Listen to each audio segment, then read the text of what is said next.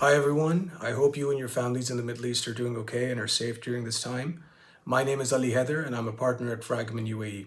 As part of Fragomen's crisis response team, Raj and I will be providing periodic updates as announcements are made and as conditions evolve across the Middle East.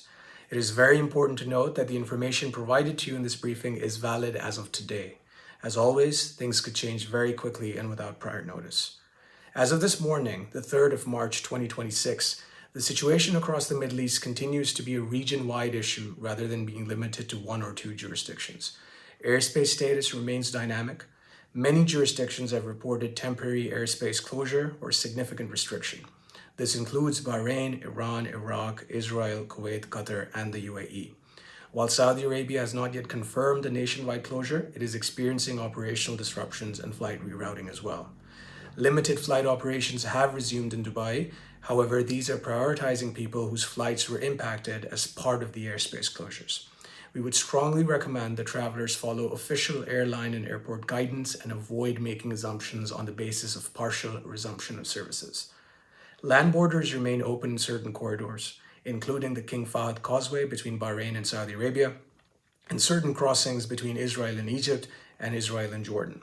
However, operating hours, eligibility, and security screening measures can shift at short notice. It is important that travel decisions be made in coordination with corporate security teams. From an immigration processing perspective, operations are continuing in some jurisdictions, particularly the UAE, where authorities are largely operating remotely while approvals continue to be issued. We expect consular services and visa application centers across the region to be reduced or limited to emergency matters. Exit requirements remain particularly relevant.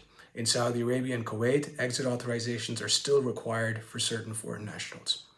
In prior regional crises, governments have introduced assisted evacuation flights for their nationals.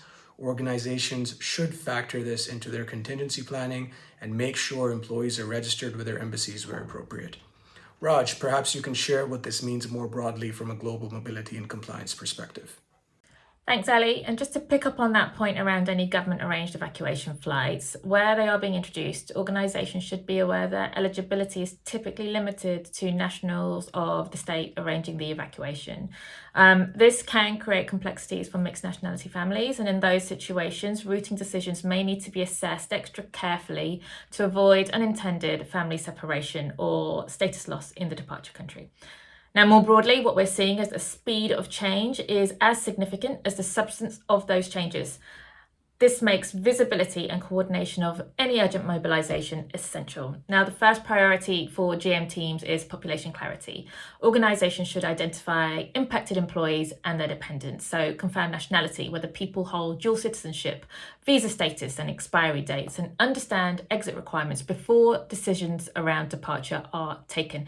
In this environment, relatively small admin gaps can quickly become larger compliance issues. Now, where evacuation or temporary relocation is being explored, routing should be assessed very carefully.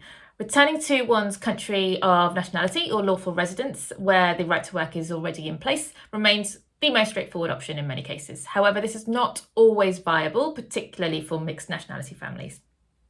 Transit also requires close attention, particularly once airspace opens up and flights resume. In the current environment, if baggage must be collected or tickets are not issued in a single end-to-end journey, immigration clearance may be required at transit points. Now, also, carrier liability rules can sometimes require onward entry permission to be demonstrated, even where travel appears to be a simple transit. And finally, compliance doesn't stop once someone arrives in their evacuated location. There are things like municipal registration requirements, visitor status limitations, and the right to work conditions that all should be reviewed promptly. Where relocation extends beyond immediate short-term need, it's prudent to flag potential mobility compliance considerations as early as possible. Our crisis team will continue to monitor the developments closely and will be issuing updates as changes occur. We have linked our microsite in the description to this video for the latest updates.